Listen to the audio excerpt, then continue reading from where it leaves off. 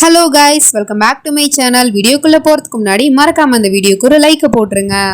Last பார்ட்ல இந்த psycho பையன் தன்னோட பொண்டாட்டி பூஜை புனஸ்காரன்னு சொல்லிட்டு இருந்ததுனால எனக்கு நீ பூஜை பண்ணு அப்படிங்கிற மாதிரி கொடுமையெல்லாம் பண்ணியிருப்பான். அதுக்கப்புறம் கீழே விழுந்த பிளேட்டை இவ்வளோ அழுதுகிட்டே எடுத்துட்டு இருக்கா. பாட்டிமாவும் சொல்லுது, இந்த மாதிரி அவன் கல்யாணத்துக்கு அப்புறம் உன்னை ஒவ்வொரு நாளும் கொடுமைப்படுத்துவான்னு தெரிஞ்சுதானே அவன் கூட உனக்கு பேசி வச்சிருந்த கல்யாணத்தை நாங்கள் நிப்பாட்டினோம். அப்புறமும் எதுக்காகம்மா நீ அவனையே கல்யாணம் பண்ணிக்கிட்ட அப்படிங்கிற மாதிரி கேக்குது. இவ எப்படி உண்மையை சொல்லுவா?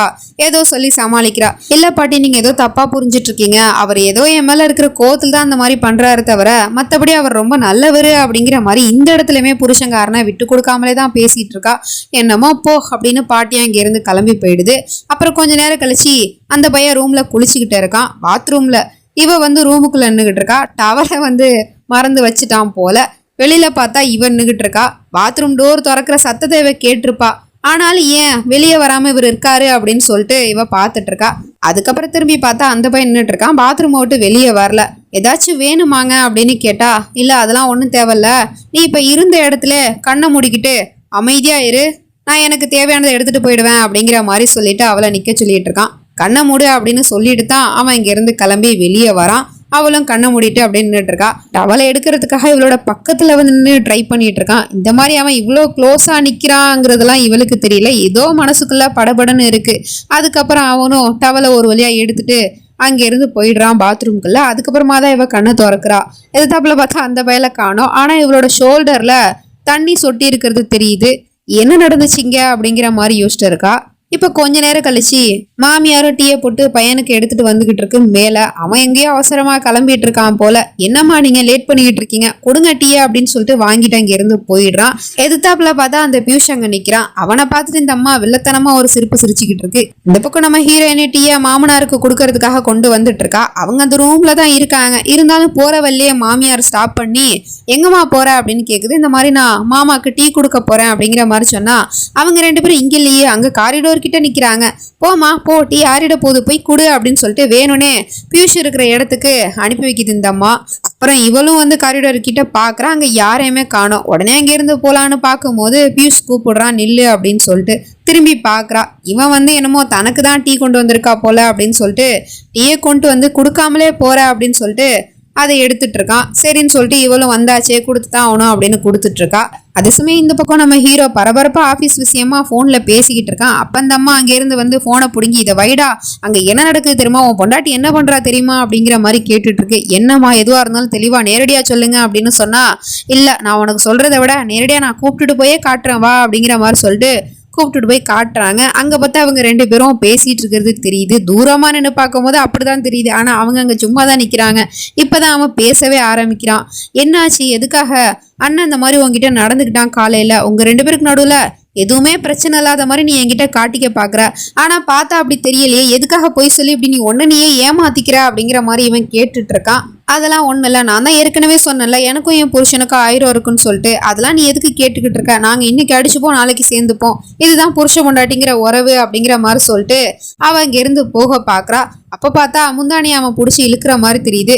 பியூஷ் என்ன பண்ணிக்கிட்டு இருக்க, என்னோட முந்தானியை விடு அப்படிங்கிற மாதிரி சொல்லிட்டு இவ கத்திட்டு இருக்கா. அந்த பக்கம் அவனுமே அதை பார்த்துட்டு தான் இருக்கான். அவனுக்கு சமக்கம் வருது. ஆனா உண்மையிலே முந்தானியை அவன் பிடிச்சில்ல, கீழே இருக்கிற அங்க செடியில தான் அது மாட்டி இருக்கு. அதை அவனும் எடுத்து விட்டுட்டு உடனே விட்டுருக்கலாம். ஆனா அதை அவன் ஸ்லோ மோஷன்ல எடுக்க இவ திரும்பி பார்க்க அப்படின்னு சொல்லிட்டு இந்த பக்கத்துல இருந்து வியூல இருந்து பார்க்கும்போது இவனுக்கு அது தப்பா தான் தெரியுது. முழுக்க அப்படியே கொலவரியோட பார்த்துக்கிட்டு இருக்கான்.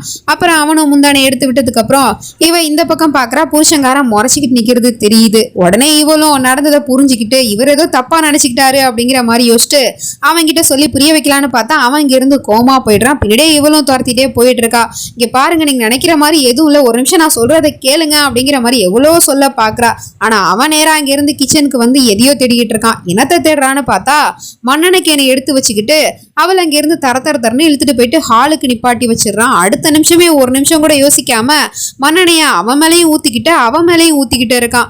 அவளும் எவ்வளவு சொல்ல முயற்சி பண்ணிட்டு இருக்கா. ப்ளீஸ் என்ன புரிஞ்சுக்கோங்க, அங்க நடந்தது எதுவுமே உண்மை கிடையாது, நீங்க தப்பா புரிஞ்சிட்டு இருக்கீங்க அப்படிங்கிற மாதிரி சொல்லிட்டு. ஆனா அவன் கேட்கிற மாதிரியே தெரியல. மொத்த குடும்பமே அங்க வந்துட்டாங்க, என்னடா பண்ணிக்கிட்டு இருக்க அப்படிங்கிற மாதிரி சொல்லிட்டு, யாரும் தலையிடக்கூடாது, இது எனக்கும் என் பொண்டாட்டிக்கும் உள்ளது அப்படிங்கிற மாதிரி சொல்லிட்டு அவங்க எல்லாரையும் துப்பாக்கி முனையில வச்சு மாட்டிக்கிட்டு இருக்கான். யாராவது உள்ள வந்தீங்கன்னா கண்டிப்பா சுற்றுவேன் அப்படிங்கிற மாதிரி சொல்லிட்டு. இப்ப இவங்க மேல வேற மண்ணெண்ணெய் இருக்கு. அவன் சுட்டா எதிர்த்தாப்புல இருக்கிறவங்க சாவுறது பத்தாதுன்னு இவனும் சேர்ந்து தான் சாவான். கூடவே நம்ம ஹீரோயினி செத்து போயிடுவா. அதனால எல்லாரும் நின்று வேடிக்கை பார்த்துட்டு இருக்காங்க. அடுத்த நிமிஷமே இந்த பைய நெருப்பட்டி எடுத்து கையில வச்சுக்கிட்டு இருக்கான். அதை பார்த்துட்டு மொத்த பேரும் பயந்துடுறாங்க. ஆனா இந்த பயலோ பயங்கர வெறி பிடிச்ச மாதிரி நெருப்பு குச்சை பத்த வைக்க ட்ரை பண்ணிட்டு இருக்கான். ஒன்னா தேய்ச்சி போட்டுட்டு இருக்கான். ஒன்னும் பத்திக்கல. கடைசியா ஒன்னும் பத்திக்கிச்சு. உடனே இதை பார்த்துட்டு தம்பிக்காரன் வேணா பூனம் அப்படின்னு சொல்லிட்டு கத்துறான். அதுக்கப்புறம் பத்திக்கிட்டு எரிஞ்சிச்சா என்னன்னு தெரியல. இது எல்லாமே கனவு. இது எல்லாமே அத்த டைம்ல நம்ம ஹீரோயின் இமேஜினேஷன் பண்ணி பார்த்ததுதான் எவ்வளவு கொடூரமா இருக்கு அப்படிங்கிற மாதிரிதான் இருக்கு. இப்பதான் அந்த பய அங்க இருந்து கோமா ஓடுறான். இவளும் பின்னாடியே துரத்திக்கிட்டே அப்படிலாம் எதுவும் இல்லை, நீங்க பார்த்தது எதுவும் உண்மை கிடையாது, என்னோட முந்தானே அங்க செடியில தான் மாட்டி இருந்துச்சு, நீங்க எதுவும் தப்பா புரிஞ்சுட்டு இருக்கீங்க அப்படிங்கிற மாதிரி சொல்லிட்டு அவ பின்னாடியே கத்திட்டு போயிட்டு இருக்கா. ஆனா அவன் கொஞ்சம் கூட காதுல வாங்காம கோமா அங்க இருந்து கார் எடுத்துட்டு போயிடுறான். நேரா ஒரு இடத்துல போயிட்டு உட்காந்துக்கிட்டு பயங்கரமா குடிச்சிக்கிட்டு இருக்கான். தன் பொண்டாட்டி தாங்கிட்ட நடந்துக்கிட்ட எல்லாத்த பத்தியுமே யோசிச்சுட்டு இருக்கான். ஃபர்ஸ்ட் நைட்ல அந்த மாதிரி அவனை காதலிக்கிறங்கிற உண்மையை சொன்னது, அதுக்கப்புறம் இப்ப காலையில முந்தானையை பிடிச்சது அப்படின்னு சொல்லிட்டு எல்லாத்தையுமே யோசிச்சுட்டு இருக்கான். அவனால தாங்கிக்கவே முடியல. பயங்கர கோவம் வேற வருது. இப்போ நைட் ஆயிடுச்சு. இன்னுமே அவனை ஆளை காணோம் போல. வீட்டுக்கு வரல. ஃபோன் பண்ணலான்னு பாக்குறா. இருந்தாலும் ஏற்கனவே அவர் நம்ம மேல கோவமா இருக்காரு. இப்போ ஃபோன் வேற பண்ணி இன்னும் கொஞ்சம் கோவத்தை கலப்ப வேணாம் அப்படின்னு சொல்லிட்டு அமைதியா இருக்கா. பார்த்தா அந்த பையன் நல்லா குடிச்சுட்டு நிக்க கூட முடியாம தட்டு தடுமாறிக்கிட்டு வந்துட்டு இருக்கான். வீட்டுல இருக்கிற எல்லாருமே பார்த்துட்டு தான் இருக்காங்க. அம்மா போயிட்டு என்னடா குடிச்சிருக்கியா அப்படின்னு கேட்டா, ஆமா குடிச்சிருக்கேன், கங்கா ஜலம் குடிச்சிருக்கேன், வேணும்னா மோந்து பாரு அப்படிங்கிற மாதிரி நக்கல் பண்ணிட்டு அவன் இங்க இருந்து மாடிபடி ஏற போயிட்டு இருக்கான். அப்ப கூட கீழே விழுகிறான். தம்பிக்காரன் தான் பிடிக்கிறான், பாத்துனா அப்படின்னு சொல்லிட்டு. எனக்கு தெரியும் போடா, பெருசா வந்துட்டான் அப்படிங்கிற மாதிரி சொல்லிட்டு ரூமுக்கு வரான். புருஷங்காரனோட நிலைமையை பார்த்து புரிஞ்சுக்கிற அவன் நல்லா குடிச்சிட்டு வந்திருக்கான் அப்படின்னு சொல்லிட்டு அவனுக்கு உதவி பண்ணலான்னு போனா அவன் தொட கூட விட மாட்டேங்கிறான். என்னை தொடாத, எனக்கு உன்னோட உதவி தேவையில்லை பாரு, நான் கம்பீரமா நிக்கிறேன் அப்படிங்கிற மாதிரி சொல்லிட்டு கீழே உளுந்து வாரிக்கிட்டே இருக்கான். ஆனாலும் அவளை ஹெல்ப் பண்ண விட மாட்டேங்கிறான். அப்புறம் தள்ளாடிக்கிட்டே பெல்ட்டை கழட்டுறதுக்கு ட்ரை பண்ணிக்கிட்டு இருக்கான். அதையுமே நம்ம ஹீரோயினி தான் பாவம் பார்த்து கழட்டி விட்டுட்டு இருக்கா. ஆனா பெல்ட்டை கழட்டிட்டு இருக்கும் போது டக்குன்னு இந்த பையன் அவளோட கழுத்தை பிடிச்சிடுறான். உனக்கு எவ்வளவு திமிரு இருந்தா என்ன கல்யாணம் பண்ணிக்கிட்டு என் கூட இதே வீட்டுல இருந்துகிட்டு என் தம்பி கூட ரொமான்ஸ் பண்ணிக்கிட்டு இருக்க, அவ்வளவு திமிரா, வாயை திறந்து சொல்லு அப்படிங்கிற மாதிரி சொல்லிட்டு கேட்டுட்டு இருந்தா அவளும் மூச்சு விட முடியாம வழியில துடிச்சுக்கிட்டு இருக்கா. இன்னும் வாயை திறந்து சொல்லிடி சொல்லு அப்படிங்கிற மாதிரி சொல்லிட்டு அவன் நெரிச்சிக்கிட்டு இருக்கான். கரெக்டான நேரத்துக்கு அங்க தம்பிக்காரன் என்னடா பண்ற அப்படின்னு சொல்லிட்டு அவனை பிடிச்சி பெட்லயே தள்ளி விட்டுட்டு இவளை காப்பாத்திடுறான். அதுக்கப்புறமும் இவன் குடி போதையில வளரிக்கிட்டு இருக்கான்.